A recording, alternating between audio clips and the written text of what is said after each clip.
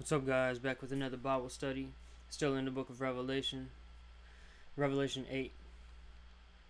When the Lamb broke the seventh seal, there was silence in heaven for about half an hour.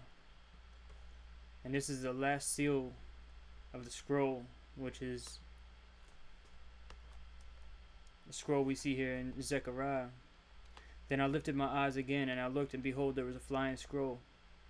And he said to me, "What do you see?" And I answered, "I see a flying scroll. Its length is 20 cubits, and its width 10 cubits.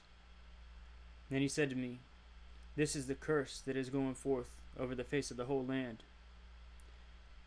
Surely everyone who steals will be purged away according to the writing on one side, and everyone who swears will be purged away according to the writing on the other side."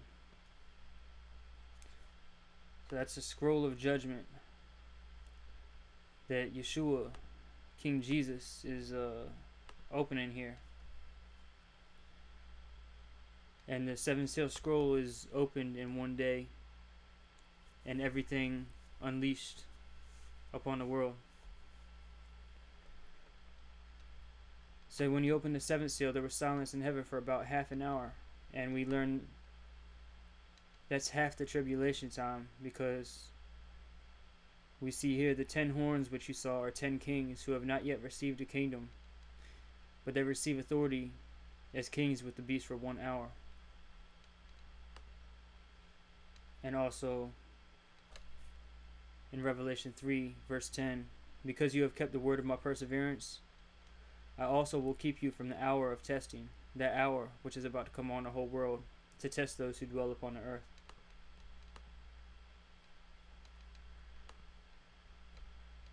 So after the seventh seal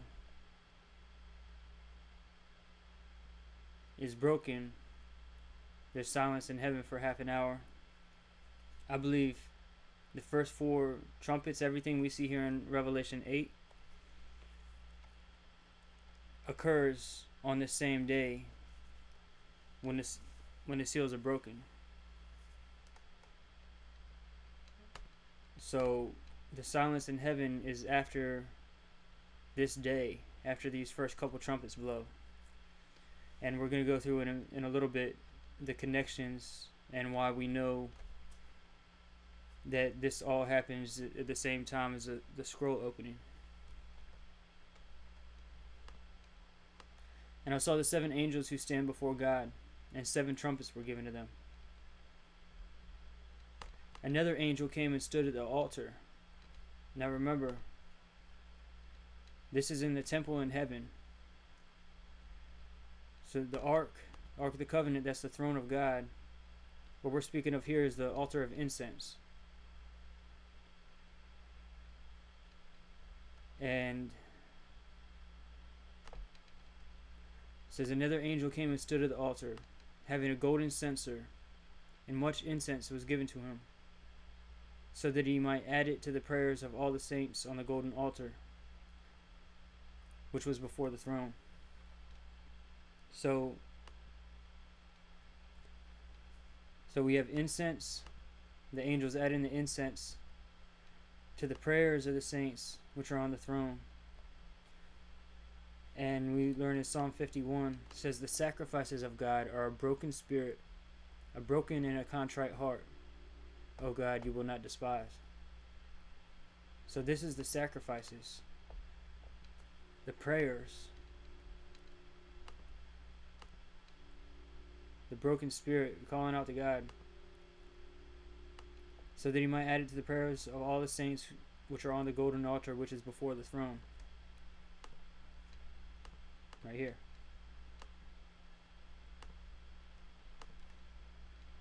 "And the smoke of the incense with the prayers of the saints went up before God out of the angel's hand. Then the angel took the censer and filled it with the fire of the altar and threw it to the earth. And there followed peals of thunder and sounds and flashes of lightning and an earthquake." So this earthquake here, that's the 6th seal earthquake. All happens at once, and we see the thunder, sounds, and flashes of lightning and earthquake in a couple other places.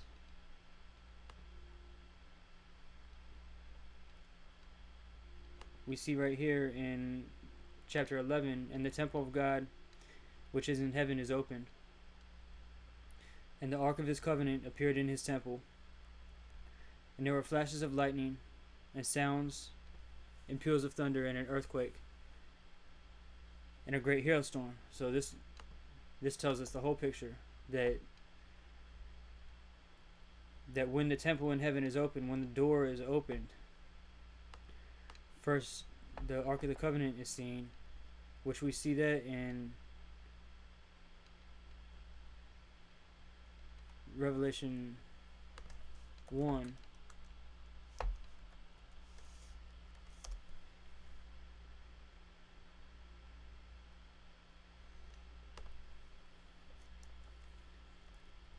We see the whole picture. The whole picture is given to us. We just have to put it together. We see here in chapter 1 what happens when John is caught up through that open door. It's also in Revelation chapter 4.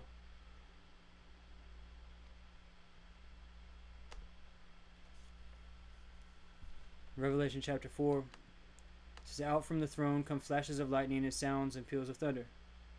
So at the same time, when this happens, when the door is open, so we see up here the door standing open in heaven, the trumpet sounds, John is taken up, and before the throne of God, which we see over here in chapter 1,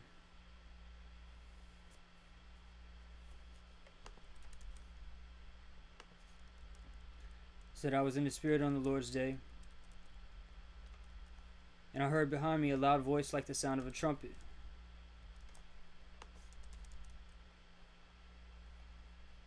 And says, I turned to see the voice that was speaking with me. Having turned, I saw the 7 golden lampstands. In the middle of the lampstands, I saw the son, one like a son of man, which is Jesus.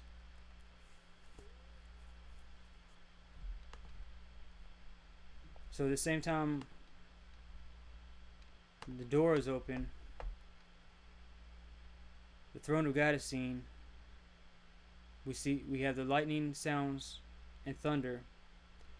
And chapter 4 tells us, and there were 7 lamps of fire burning before the throne. It says, which are the 7 spirits of God. And chapter 1 tells us,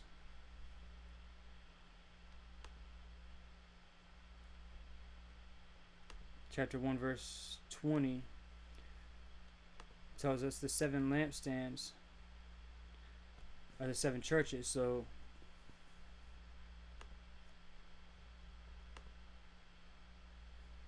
it's 7 churches and the 7 spirits of God which dwell in us, in the church.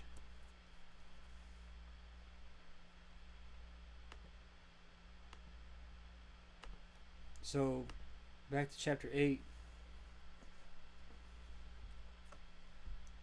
Well, matter of fact, we see it in Revelation 16. It's one of the things that connects all this stuff. See, from verse 18 on in Revelation 16, it's not. See, this isn't in order. It says the 7th angel poured out his bowl upon the air, and a loud voice came out of the temple from the throne, saying, "It is done." And the order it gives us makes it seem like this occurs after the 7th angel pours his bowl out. But once the 7th angel pours his bowl out, it is done. It's complete. And there's other reasons as well. It says, and there were flashes of lightning and sounds and peals of thunder, and there was a great earthquake, such as there had not been since man came to be upon the earth. So great an earthquake was it, and so mighty. The great city, speaking of Babylon, was split into 3 parts, and the cities of the nations fell. Babylon the Great was remembered before God to give her the cup of the wine of his fierce wrath. And every island fled away, and the mountains were not found.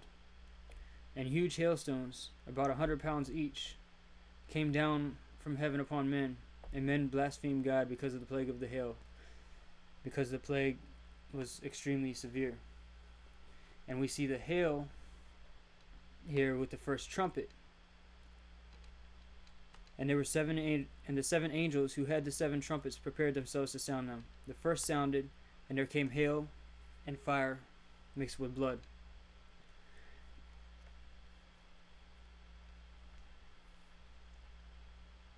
So all this is happening at once.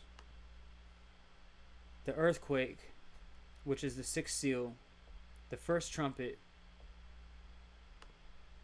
and as we see right here, the fall of Babylon happens at the same time.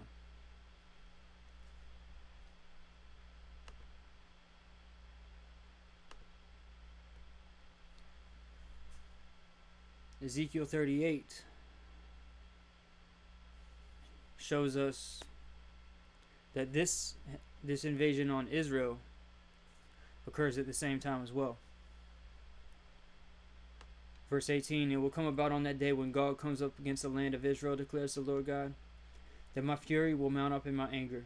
In my zeal and in my blazing wrath I declare that on that day there will surely be a great earthquake in the land of Israel. The fish of the sea, the birds of the heavens, the beasts of the field, and all creeping things that creep upon the earth, and all men who are on the face of the earth will shake at my presence. That's when he comes on the clouds. And the mountains will also be thrown down. The steep pathways will collapse, and every wall will fall to the ground. I will call for a sword against him on all my mountains, declares the Lord God. Every man's sword will be against his brother, with pestilence and with blood. See, there's the blood. I will enter into judgment with him, and I will rain on him and on his troops, and on many peoples who are with him, a torrential rain with hailstones, fire, and brimstone. So there we see the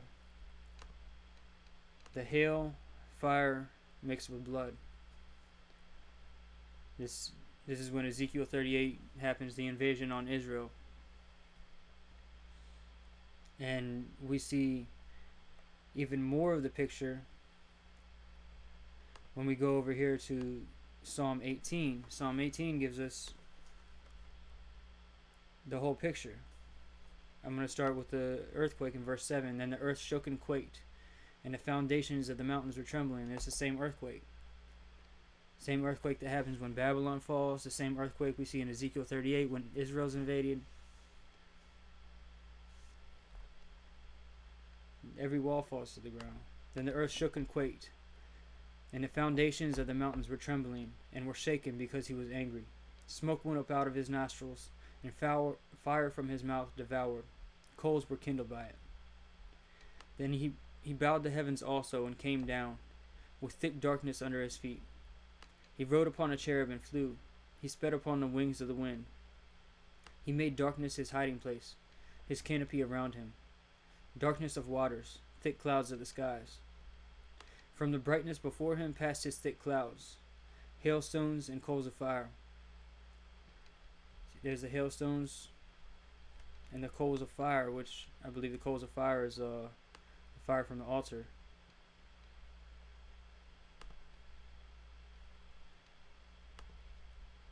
The Lord also thundered in the heavens. There's the thunder. And the Most High uttered his voice, because his voice is the thunder. Hailstones and coals of fire. He sent out his arrows and scattered them, and lightning flashes in abundance and routed them. See, there's the lightning. The angel took the censer and filled it with fire of the altar, threw it to the earth, and there followed peals of thunder, sounds and flashes of lightning, and an earthquake. So when this happens, that's when Yeshua comes on the cloud, as we see in Revelation 14.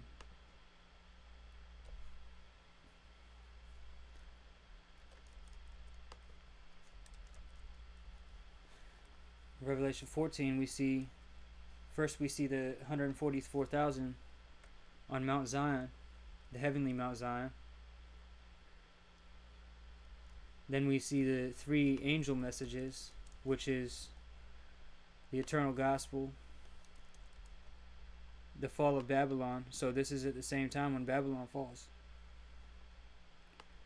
and the warning about the mark of the beast.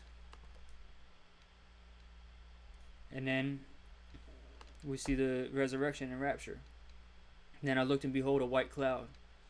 And sitting on the cloud was one like the Son of Man, having a golden crown on his head and a sharp sickle in his hand. And another angel came out of the temple, crying out with a loud voice to him who sat on the cloud, Put in your sickle and reap, for the hour to reap has come, because the harvest of the earth is ripe. Then he who sat on the cloud swung his sickle over the earth, and the earth was reaped. That's when we're gathered into the barn, into the Father's house. And we also see the resurrection here. He sent from on high, he took me, he drew me out of many waters, which represent people. It's the rapture. He delivered me from my strong enemy and from those who hated me, for they were too mighty for me. They confronted me in the day of my calamity, but the Lord was my stay. He brought me forth also into a broad place, into heaven, into his house, which is 1,500 miles all the way around.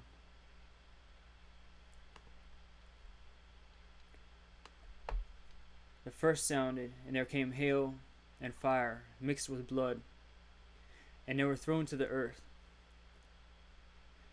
And a third of the earth was burned up, a third of the trees were burned up, and all the green grass was burned up. People don't understand the severity of this day. And one day all this is going to break forth. As we see the earthquake, we see him coming on the clouds. We see the hail. A third of the trees are burned up. All the grass is burned up. There's no more air to breathe. No more food to eat. No more water to drink. The second angel sounded, and something like a great mountain burning with fire was thrown into the sea. And I believe this great mountain, this is speaking about the fall of Babylon. We see this in Jeremiah 51:25. Behold, I am against you, O destroying mountain, who destroys the whole earth, declares the Lord. And I will stretch out my hand against you, and I will roll you down from the crags, and I will make you a burnt out mountain. It's the same thing we see here. The second angel sounded, and something like a great mountain burning with fire was thrown into the sea. And a third of the sea became blood. And a third of the creatures which were in the sea and had life died. And a third of the ships were destroyed. See, this is major. When this happens, and see this third, I believe, because this has to do with Babylon. I believe this is going to be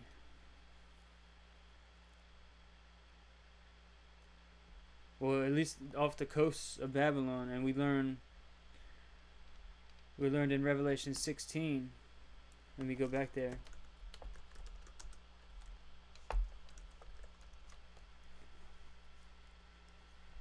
We learned that Babylon is split into 3 parts.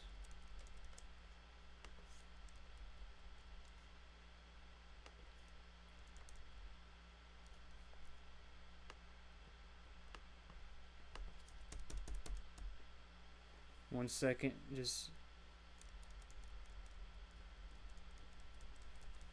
down here at the bottom of chapter 16. The great city was split into 3 parts, and the cities of the nations fell. So Babylon the Great, the USA, is going to be split into 3 parts, which I'm assuming at least a third. Well, actually, you know what? It's split into 3 parts. Instead, a third of the sea became blood, and a third of the creatures which were in the sea and life had died. And had life died. And a third of the ships were destroyed. And as far as the creatures in the sea, maybe just as a result of a third of Babylon falling into the sea. The third trumpet, the third angel sounded, and a great star fell from heaven. Where do we see that?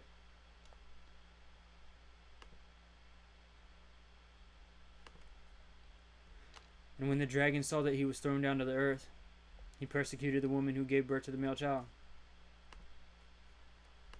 I believe this great star, wormwood, I believe this is Hasatan, the devil, Satan.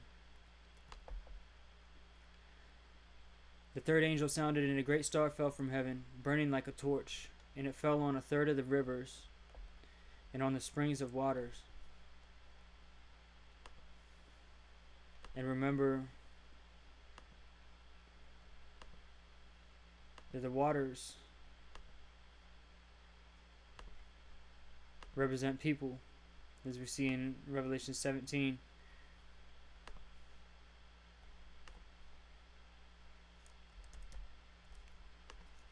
Revelation 17,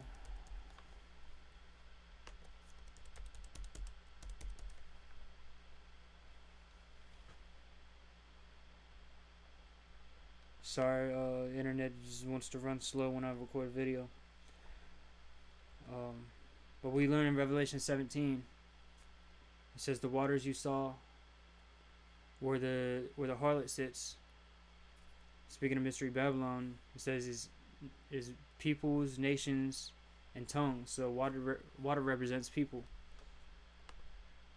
It says the third angel sounded, and a great star fell from heaven, burning like a torch, and it fell on a third of the rivers and on the springs of waters. The name of the star is called Wormwood, and a third of the waters became wormwood. I believe that's key right here, and I believe it has to do with something with the mark of the beast. I believe wormwood is Satan. It says a third of the waters became wormwood, and many men died from the waters because they were made bitter. As the people were made bitter, people became wormwood, became part wormwood, became this great star from heaven. I believe the mark of the beast is going to change but change DNA, change people's DNA to upgrade them to a higher being, which is only a Nephilim, which is going to be destroyed. The fourth angel sounded, and a third of the sun, and a third of the moon, and a third of the stars were struck, so that a third of them would be darkened, and the day would not shine for a third of it, and the night in the same way. And I believe that's just as a result of everything else that happens that day. First, we have the destruction of Babylon, which Babylon is going to be burning, as we learn in Revelation 17.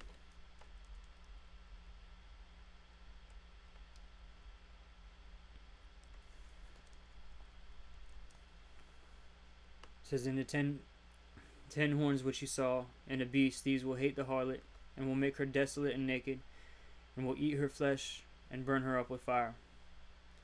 For God has put it in their hearts to execute his purpose by having a common purpose, and by giving their kingdom to the beast, until the words of God be fulfilled.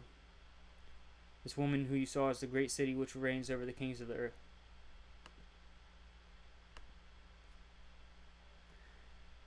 So Babylon is destroyed. We have the hailstones and coals of fire. All the green grass is burned up. A third of the trees. Plus, who knows what else smoke. What other smoke.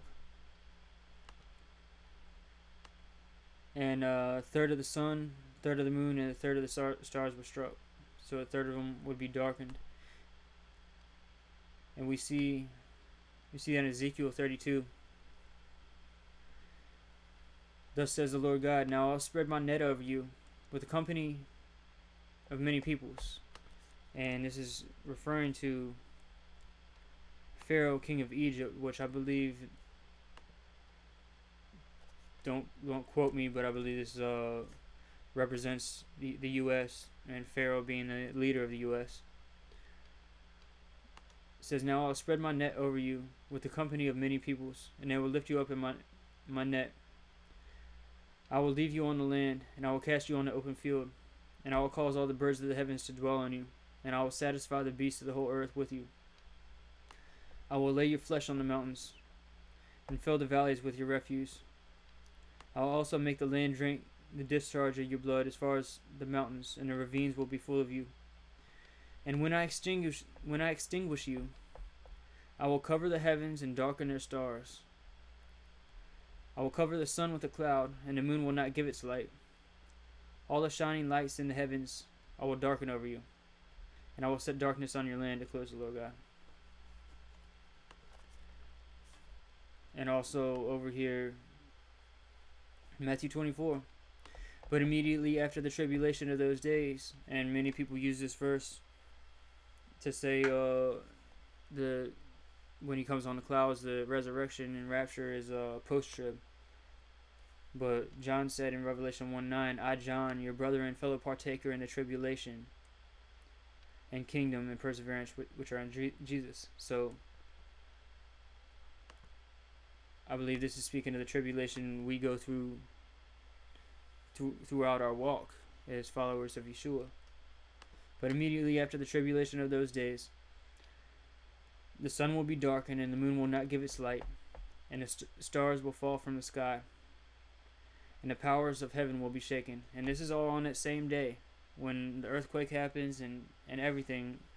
You saw the other connections with Psalm 18, Ezekiel 38, the first trumpet, the sixth seal, the fall of Babylon.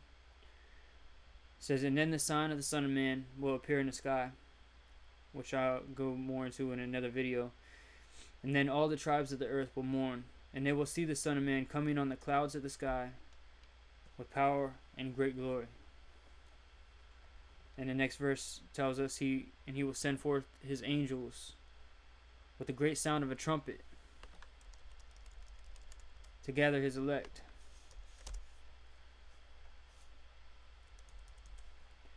From the four winds, from one end of the sky to the other.